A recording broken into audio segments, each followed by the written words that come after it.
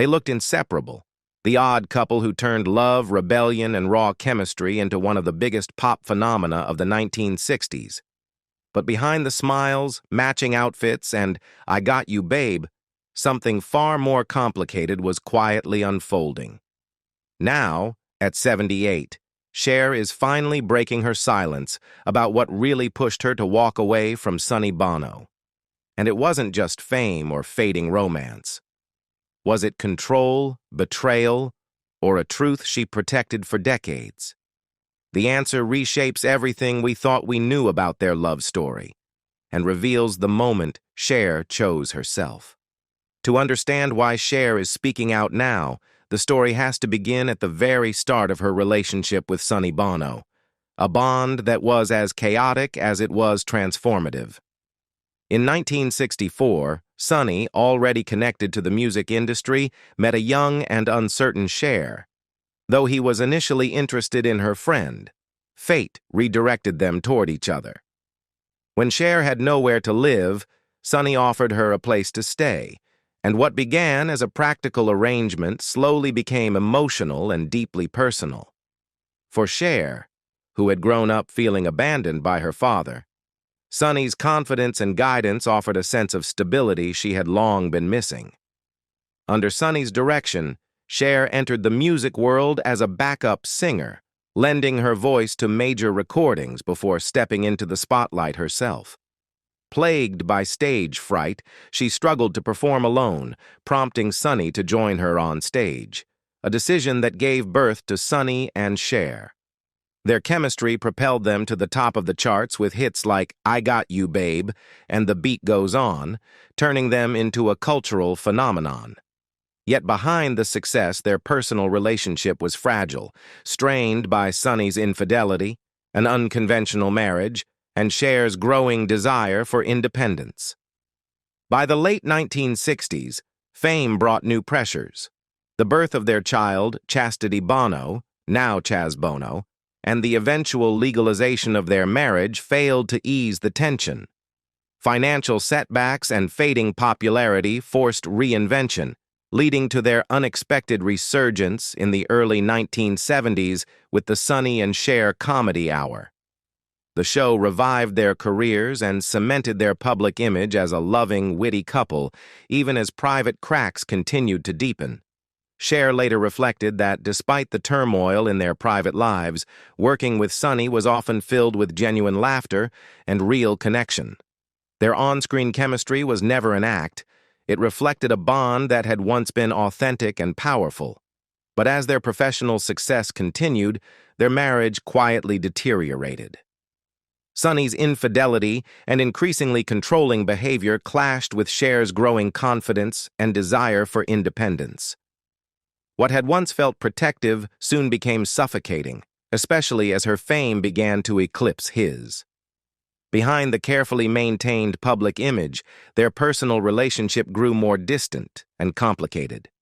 Sonny's diaries later revealed his involvement with another woman, even as he remained tied to Cher both personally and professionally.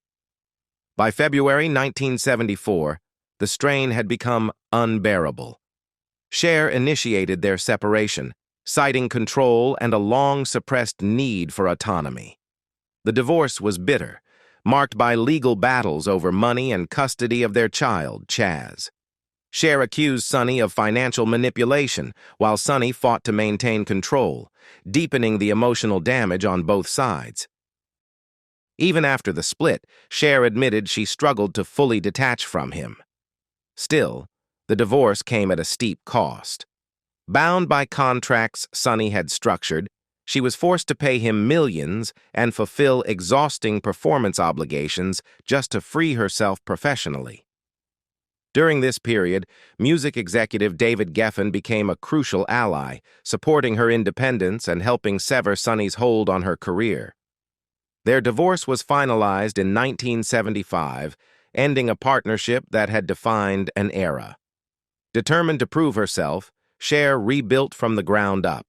Her solo television show became a major success, directly disproving claims that she could not thrive without Sonny. His own solo venture quickly failed, underscoring a truth Cher had fought hard to claim. Her talent had never belonged to anyone but herself. Despite her success on television, Cher's solo music career struggled to find its footing. Albums like Stars, I'd Rather Believe in You, and Cherished failed to gain commercial momentum, and by 1978, Warner Brothers ended her recording contract, a painful low point. Living and working without Sonny's guidance proved difficult. She had relied on him for years, and his absence left her uncertain and exposed. Still, Cher pressed forward, determined to define herself on her own terms through music and acting. As Cher fought to rebuild, Sonny moved in a different direction, opening restaurants and stepping away from entertainment. Yet their bond never fully disappeared. In 1983, Cher attended the opening of one of Sonny's restaurants, a gesture that signaled mutual respect and a fragile reconciliation. Both later expressed regret over their breakup. Sonny admitted he missed the fame they shared, while Cher acknowledged the deep emotional connection that once united them.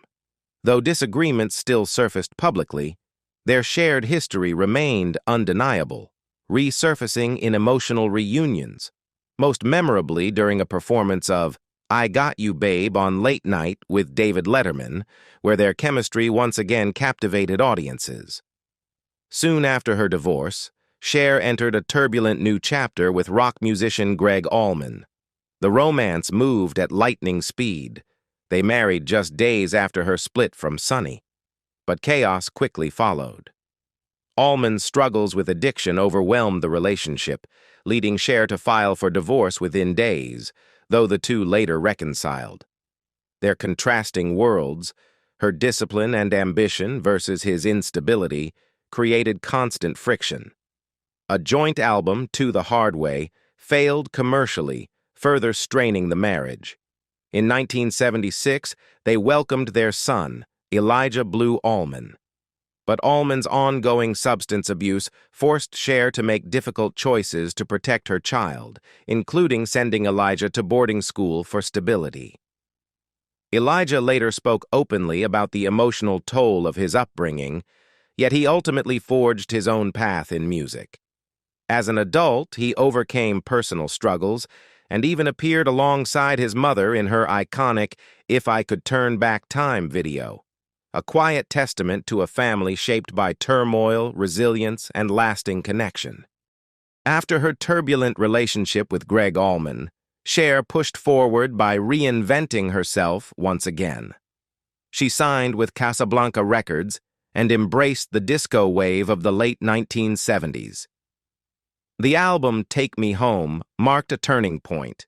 Its title track became a major hit, reviving her music career and turning her into a disco icon. The momentum didn't last, however. Her next album, Prisoner, which blended disco with rock influences, failed to connect with audiences and stalled on the charts, forcing her to reconsider her musical direction. Determined to follow her passion for rock, Cher formed the band Black Rose with then-boyfriend Les Dudek. Their self-titled album showcased a grittier, edgier sound far removed from her previous image. But leaving Cher's name off the album cover confused fans and limited its reach. The project quickly faded, and both the band and her relationship with Dudek soon ended, another reminder of how tightly her personal and professional lives remained intertwined. With music proving unpredictable, Cher turned her focus to acting, intent on being taken seriously. Her role in Silkwood earned critical acclaim and an Academy Award nomination, signaling a major career shift. Strong performances in Mask and Suspect followed, but it was Moonstruck that changed everything. Her portrayal of Loretta Castorini was both funny and deeply human, winning her the Oscar for Best Actress and firmly establishing her as a Hollywood star. By the late 1980s, Cher had reclaimed the music charts as well with If I Could Turn Back Time, proving her ability to dominate both film and music. Yet success came with hardship. While filming The Witches of Eastwick in 1987, she contracted the Epstein-Barr virus, forcing her to step away from work for nearly 2 years. The illness cost her major opportunities and tested her resolve, but recovery only strengthened her determination. She often pointed to a moment early in her career when director Mike Nichols dismissed her as incapable, a judgment later silenced by her Oscar win. For Cher, it became proof that persistence, not permission, defined her legacy. What Cher never expected was how dramatically Sonny Bono's life would change after their divorce. As his career in entertainment faded, Sonny took an unexpected turn into politics. He won the race for mayor of Palm Springs, where his charm and determination earned public support. His ambitions continued to grow, and although he lost a U.S. Senate bid in 1992, persistence carried him to Washington when he was elected to the U.S. House of Representatives in 1994. That new chapter ended abruptly and tragically. In 1998, Sonny was killed in a skiing accident in Aspen, a sudden loss that stunned the public and devastated Cher. At his funeral, she delivered an emotional eulogy, describing him as a singular and irreplaceable force in her life. Her words reflected not only their turbulent past, but also the deep respect and affection that had survived their divorce. Sonny's death left a lasting void. Cher later admitted she never imagined such an ending for him and struggled to process the finality of his absence. In the years that followed, she sought comfort in unconventional ways, even consulting a medium, believing Sonny might still be watching over her. She spoke of thinking of him in the present tense, feeling his presence more strongly after his death than she ever had while he was alive. One moment in particular stayed with her. A heartfelt apology Sonny offered before he died. It didn't erase the pain of their shared past, but it brought a sense of closure and gratitude. Their relationship had been complicated and often painful, yet his acknowledgement of his mistakes meant more to her than words could express. Even decades later, their story continues to resurface. Long after their 1975 divorce, which Cher once described in court as a battle against control and involuntary servitude, disputes over royalties reignited public attention. Though their romance ended long ago, the legacy of Sonny and Cher remains intertwined, bound by music, conflict, reconciliation, and a connection that never fully faded. Today, the complexities of Sonny and Cher's shared legacy have taken yet another unexpected turn. In recent years, a legal feud resurfaced between Cher and Mary Bono, Sonny's widow, over royalties from the duo's iconic music catalog. Cher alleged that payments owed to her had been withheld, prompting her to file a lawsuit seeking at least $1 million. At the center of the dispute was a provision in copyright law known as termination rights, which allows songwriters or their heirs to reclaim control of their work decades after signing it away. Mary Bono argued that this provision invalidated Cher's claim to a 50% share of royalties established in her divorce settlement with Sonny. Cher strongly disagreed, maintaining that the agreement was a binding state law settlement that could not be undone by federal copyright statutes. The courtroom clash stood in sharp contrast to the relationship the two women once shared. After Sonny's sudden death in 1998, Mary had publicly thanked Cher for her compassion and support. Years later, however, the legal battle underscored how difficult it remains to untangle Sonny and Cher's overlapping personal and professional legacies. Ultimately, a federal judge ruled in Cher's favor, affirming the validity of the decades-old divorce agreement. The court concluded that Cher was entitled to her 50% share of royalties and clarified that termination rights apply to copyright ownership, not contractual rights to financial compensation. The ruling ensured Cher would continue receiving income from the duo's catalog, with hundreds of thousands of dollars in unpaid royalties already owed. Although Mary Bono's legal team strongly objected to the decision, they later struck a more measured tone, emphasizing that both sides remained committed to honoring Sonny Bono's legacy.